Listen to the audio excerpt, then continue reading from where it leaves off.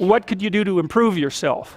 Well, let's step one step backwards. The first question might be, why should you even bother improving yourself? And I think the answer to that is something like, so you don't suffer any more stupidly than you have to. And maybe so others don't have to either. It's something like that. You know, like there's a real injunction at the bottom of it. It's not some casual self-help doctrine. It's that if you don't organize yourself properly, you'll pay for it, and in a big way, and so will the people around you. Now, and you could say, well, I don't care about that, but that's actually not true. You actually do care about that, because if you're in pain, you will care about it. And so you do care about it, even if it's just that negative way, you know. It's very rare that you can find someone who's in excruciating pain who would ever say, well, it would be no better if I was out of this. It's sort of pain is one of those things that brings the idea that it would be better if it didn't exist along with it. It's incontrovertible. So you get your act together so that there isn't any more stupid pain around you than necessary. Well, so then the question might be, well, how would you go about getting your act together? And the answer to that, and this is a phenomenological idea too, it's something like, look around for something that bothers you and see if you can fix it.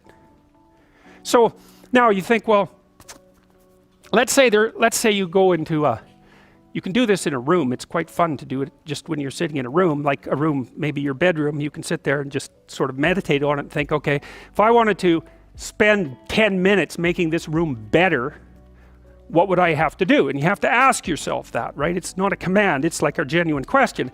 And things will pop out in the room that you know, like there's a stack of papers over there that's kind of bugging you, and you know that maybe little order there would be a good thing, and you know there's some rubbish behind your computer monitor that you haven't attended to for like 6 months, and the room would be slightly better if it was a little less dusty and the cables weren't all tangled up the same way. And like if you allow yourself just to consider the expanse in which you exist at that moment, there'll be all sorts of things that'll pop out in it that you could just fix.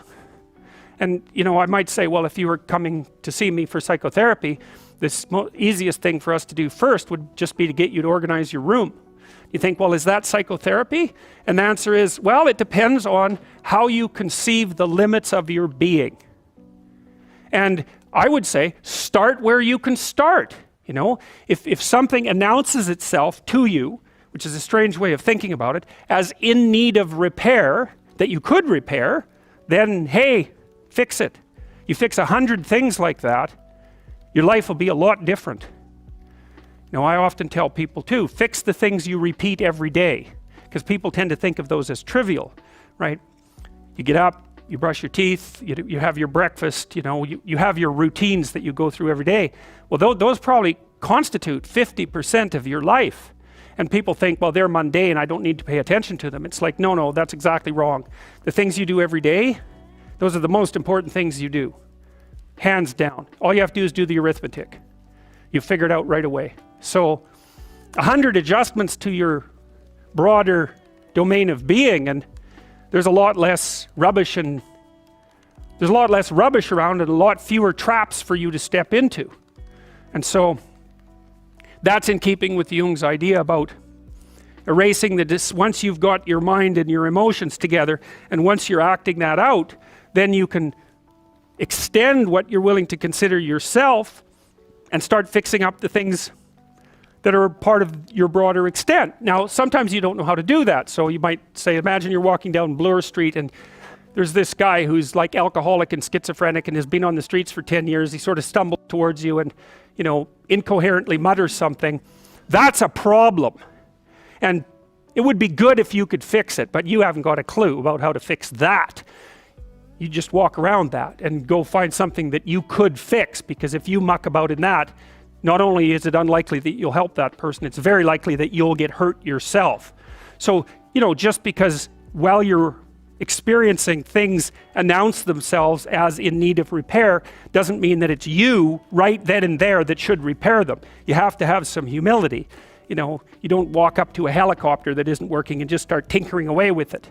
You have to stay within your domain of competence. But most of the time, if people look at their lives, you know, it's a very interesting thing to do. I like the idea of the room, because you can do that at the drop of a hat. You know, you go back to where you live and sit down and think, okay, I'm going to make this place better for half an hour. What should I do? You have to ask, and things will just pop up like mad. And it's partly because your mind is a very strange thing. As soon as you give it a name, a genuine aim, it'll reconfigure the world in keeping with that aim. That's actually how you see to begin with.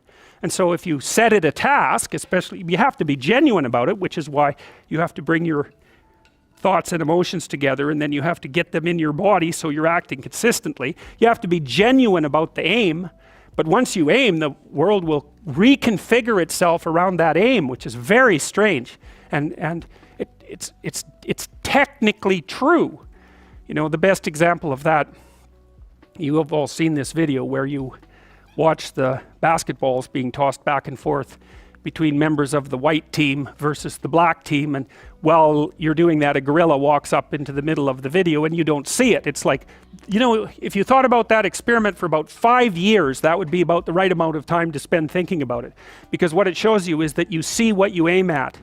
And that, man, if you can get one thing through your head as a consequence of even being in university, that would be a good one. You see what you aim at. And so, because one inference you might draw from that is, be careful what you aim at, right? What you aim at determines the way the world manifests itself to you.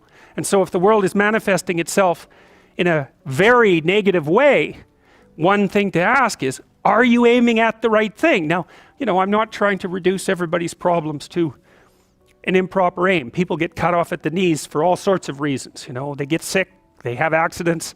There's a random element to being, that's for sure.